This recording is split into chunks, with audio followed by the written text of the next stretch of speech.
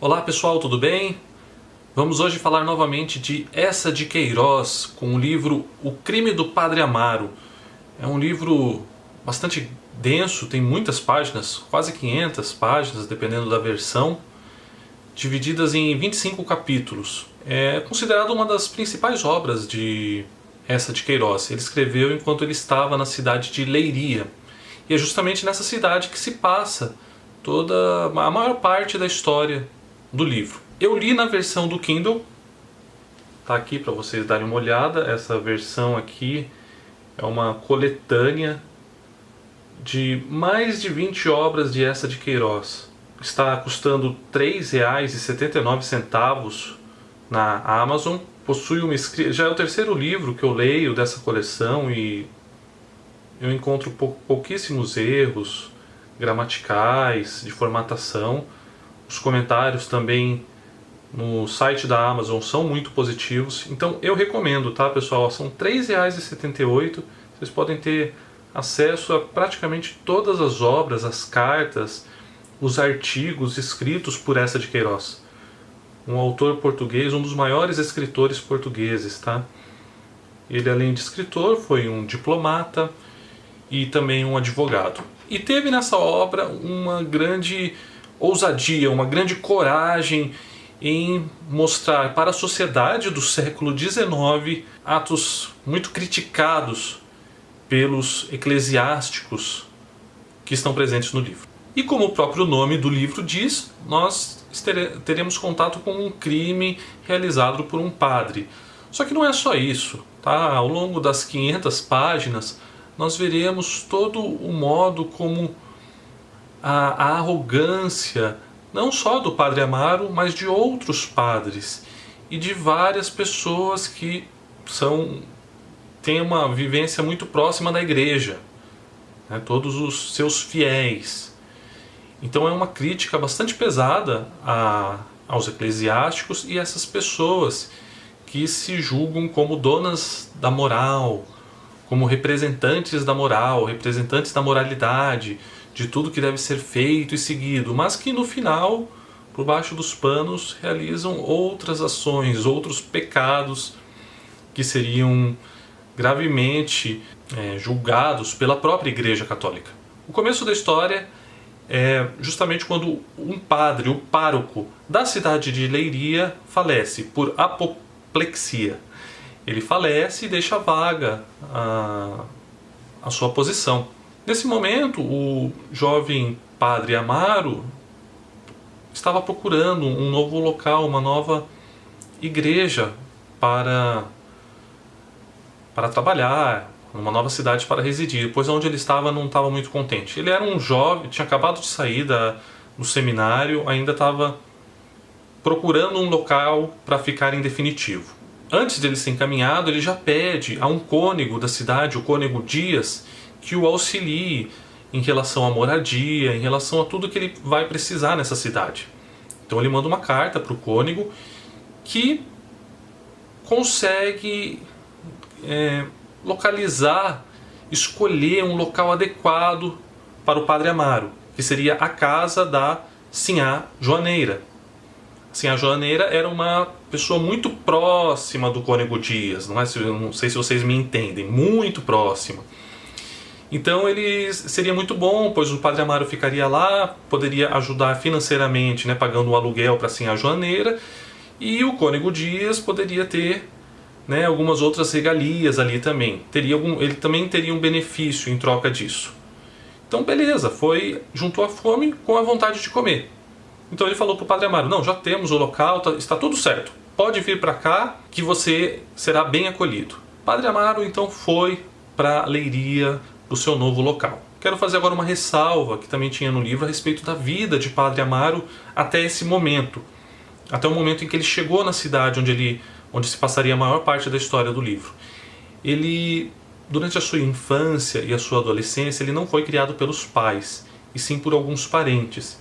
E ele não teve muita escolha sobre o seu futuro, que já estava meio que sendo direcionado justamente para a vida eclesiástica. Ele não achava isso de todo mal, porque ele já vivia com pessoas que frequentavam a igreja, que tinham contato com padres, com as beatas e tudo mais. Então ele foi deixando levar. Entrou na adolescência, no seminário, começou a estudar. Lá ele começou a ter contato com outras pessoas, outros jovens, que falavam muito a respeito da vida fora do seminário. Falavam sobre os prazeres da vida, sobre as mulheres e tudo mais. Então Amaro já começava a pensar sobre isso, mas não pensava em desistir, em mudar de vida, nada disso. Ele só questionava e ficava com seus pensamentos a respeito. Ele tinha também uma relação muito aparentemente estranha com as mulheres. Ele não sabia dizer o que é. Na verdade, ele já estava percebendo que ele sentia uma atração pelas mulheres, mas ele deixava isso guardado e não acreditava que fosse influenciar na sua vida no monastério, na sua vida na igreja. Pois bem, retornando então à cidade de Leiria. Amaro então chega, é apresentado à dona da casa, vai até o seu quarto, os 2 cômodos que ele ficaria, que seriam disponibilizados para ele, fica muito feliz junto ao cônego e tudo mais. E no momento que ele estava saindo para ir para o andar de baixo, justamente para os seus cômodos, ele se depara com Amélia. Amélia, que era filha de Sinhá Joaneira. Era uma jovem também, muito bonita, uma das mulheres mais bonitas da cidade. E então ele percebe, tem uma troca de olhares rápida, mas tudo bem, ele desce, vai para o seu quarto e percebe que ela dorme no quarto de si, em cima ao seu, que fica superior ao seu. E como as casas eram com um material muito simples, os ruídos, todos os barulhos realizados podiam ser ouvidos do andar de baixo. Então ele percebia todos os seus movimentos, quando ela andava, quando ela tirava as roupas, tudo que ela fazia ele conseguia perceber de baixo. E isso já ia mexendo com os seus sentimentos. Com o passar do tempo ele começa a se relacionar mais com a Joaneira e conhece também mais Amélia. Eles começam a perceber e se envolver um pouco mais, pois eles têm suas refeições no mesmo ambiente e tudo mais. Amélia também estava sendo cortejada por João Eduardo. João Eduardo era um jovem, trabalhador, só que era uma pessoa que não era um ateu. Ele não acreditava em Deus, não frequentava a igreja. Mas tirando isso, ele era uma pessoa de bem. Ele era um trabalhador, ele ia na casa da Amélia, respeitava todos os trâmites que deviam ser feitos em relação ao cortejo da menina, tentava de todos os modos fazer com que ela gostasse dele. Mas ela meio que o ignorava, ela não ligava muito para ele. Ela estava mais interessada também no Padre Amaro. O Padre Amaro também estava se interessando por ela e percebia o modo como João Eduardo vinha para tentar um dia, se possível, casar com Amélia, e não gostava nada disso. Então, Padre Amaro, já se sentindo uma pessoa acima da moralidade, acima das demais pessoas, pensava consigo mesmo, em relação a João Eduardo. Desejaria ser um sacerdote da antiga igreja, gozar das vantagens que dá a denúncia e dos terrores que inspira o carrasco, e ali naquela vila, sob a jurisdição da Sé, fazer estremecer a ideia de castigos torturantes aqueles que aspirassem a realizar felicidades que lhe eram a ele interditas. E pensando em João Eduardo e Amélia, lamentava não poder acender as fogueiras da Inquisição. Ou seja, ele já tinha alguns pensamentos assim, bem pecaminosos, em relação ao João Eduardo, que estava apenas cortejando a menina. Mas João Eduardo também percebia o modo como Amélia e o Padre Amaro conversavam, o modo como eles se relacionavam, como eles se olhavam. E isso começou a fazer crescer também o ciúme no jovem trabalhador. Ele então chegou em um momento que não sabia o que fazer, como que um padre poderia estar tentando uma garota, seduzindo uma garota, uma jovem inexperiente, a cair na sua lábia. Ele resolve então, conversando com amigos de um jornal, o jornal chamava-se A Voz do Distrito, montar um comunicado. Esse comunicado seria assinado por um liberal. ou seja, seria uma pessoa desconhecida, não saberiam quem é que redigiria esse comunicado. Ele fez em uma noite, que ele estava bastante inspirado e também com bastante raiva, redigiu o comunicado e publicaram na Voz do Distrito.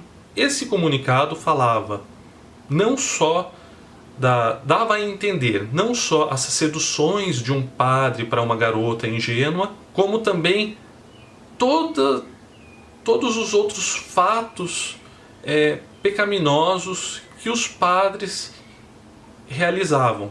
Pois naquela casa, na casa de Sinhá Joaneira, eles se reuniam, não só o padre Amaro, tinha outros padres, o cônego Dias, que tinha relação com a Sinhá Joaneira, tinha o padre Natário e mais alguns. Eles se reuniam e cada um deles tinha uma espécie de pecado, tinha uma espécie, algo que eles faziam que não era aceito pela doutrina católica. Um comia demais, o outro possuía relações com as mulheres, tinham vários tipos de pecado. E ele colocou isso daí no ventilador, jogou tudo no ventilador e comunicou no jornal. Foi um escândalo na cidade, na região, porque embora ele não desse os nomes dos padres, ele deixava bem claro quem eram eles. Então foi algo bastante polêmico na cidade em relação à vida desses eclesiásticos. Um deles, o padre Natário, ficou muito bravo e buscaria de todos os modos localizar e identificar quem foi o autor daquele artigo. E ele consegue identificar e mostrar que era João Eduardo, tendo a seguinte frase a respeito do rapaz: Deus serve-se assim, não é resmungar padres nossos. Para ímpios não há caridade. A Inquisição atacava-os pelo fogo. Não me parece mal atacá-los pela fome. Tudo é permitido a quem serve uma causa santa. Que se não metesse comigo. Ou seja, o padre Natário estava falando que o que o João Eduardo fez foi algo absurdo, que não devia se meter com um padre. E que por ele perder um emprego, passar fome, seria algo muito fácil de ser superado, porque antigamente eles eram queimados, na fogueira da Inquisição.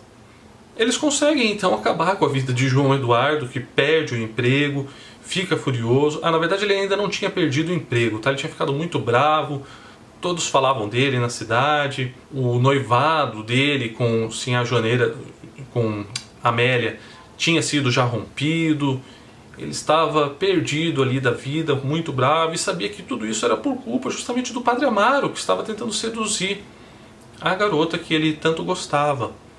Então, em um dia, ele encontra com o padre Amaro nas ruas, e em um acesso de fúria, ele chega perto do padre e dá um murro, meio que um empurrão nas costas dele, por estar muito bravo.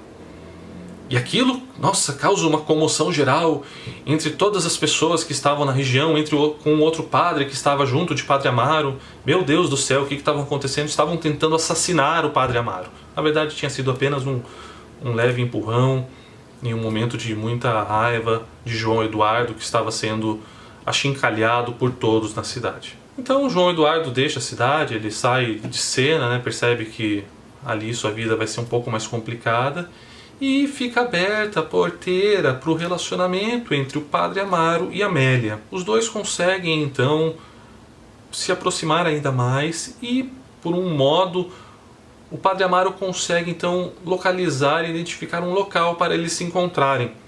É a casa do sineiro, o sineiro da igreja. Então é junto já lá da paróquia, onde ele exercia seus trabalhos. Ele fala para o sineiro, ele consegue trazer uma história que vai confessar a Amélia, e precisa de um local seguro para ninguém atrapalhar, e ninguém precisa saber que ele está confessando a Amélia, porque ela quer entrar na vida monástica. Então é algo muito bonito que ele vai estar fazendo, ajudando o padre, fornecendo um quarto para realizarem essa tarefa. Eles então começam a se encontrar nessa casa, nesse quarto. Só que esse quarto ficava também num andar superior, acima de um outro quarto, que abrigava a filha do sineiro. A filha do sineiro era uma jovem paralítica, que não saía nunca da cama. E por conta disso não sabia ler, tinha vários dificuldades. Aproveitaram-se então dessa garota para dizer à mãe de Amélia, sim, a Joaneira, que ela iria lá para ensiná-la a ler. E no começo ela até tentou ensinar a ler, só que a garota não queria, a garota meio que percebia que estava acontecendo alguma coisa errada ali na casa dela.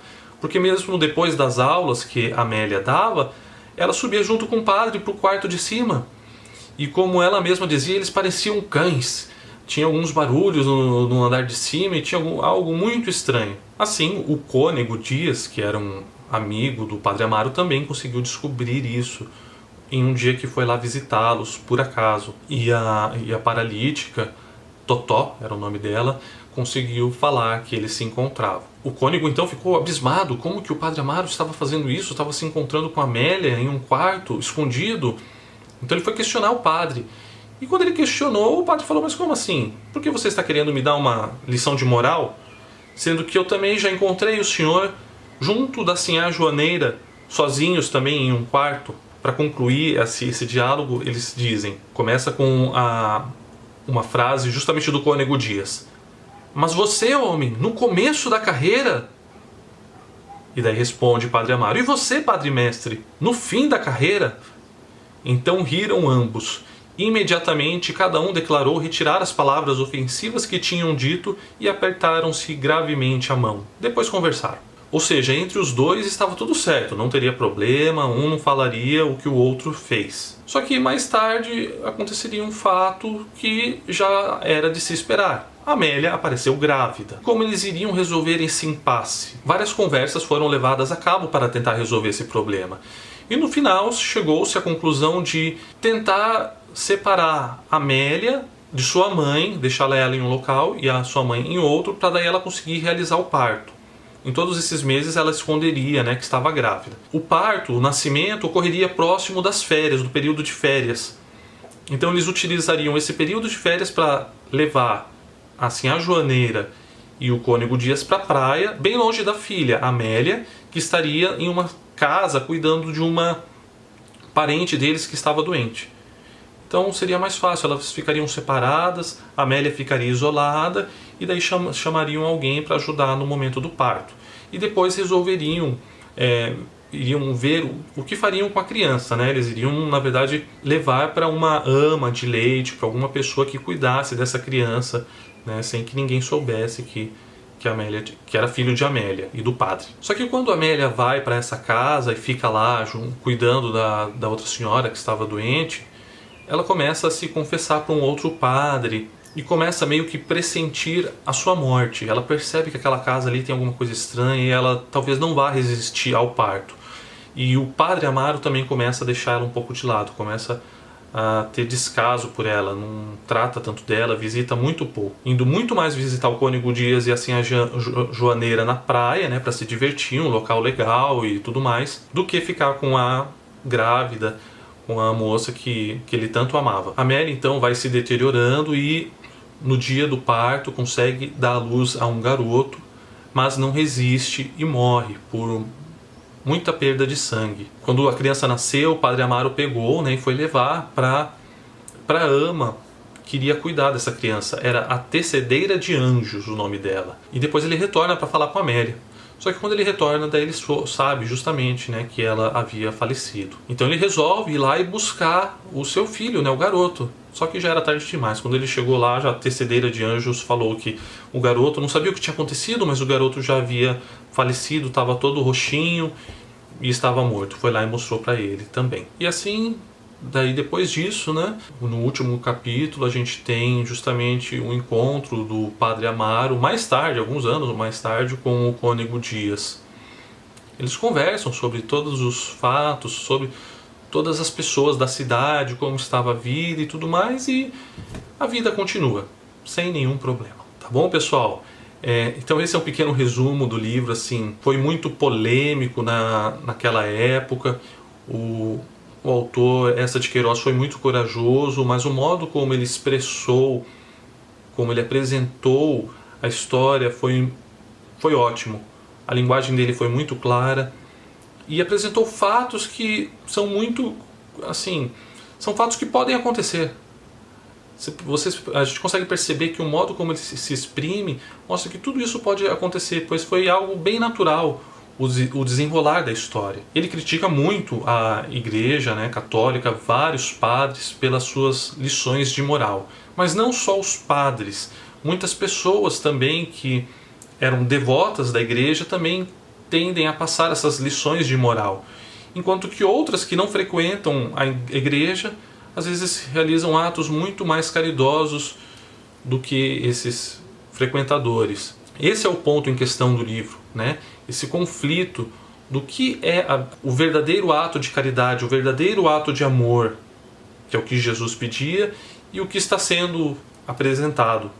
É esse conflito. Ele também nos mostra um padre bom. No final tem um padre que é o que consegue realizar as últimas confissões de Amélia. Ele tem ações muito boas, ele consegue meio que direcionar Amélia a realizar boas ações. Ele tem um bom coração, mas não é suficiente, ele era apenas um entre tantos que tinham maldades no coração. Então esse é o ponto principal do livro. Não sei se quando o autor escreveu isso, ele soube de algumas histórias, só sei que ele estava na própria cidade de Leiria, e foi lá que ele redigiu esse romance. Aconselho muito a todos, consegue abrir bastante a nossa mente, é um dos clássicos da literatura mundial e portuguesa. Tá bom, pessoal? Não deixem de assinar o canal, clicar no curtir e compartilhar, tá bom? Qualquer comentário também é só deixar aqui abaixo. Um grande abraço e até mais.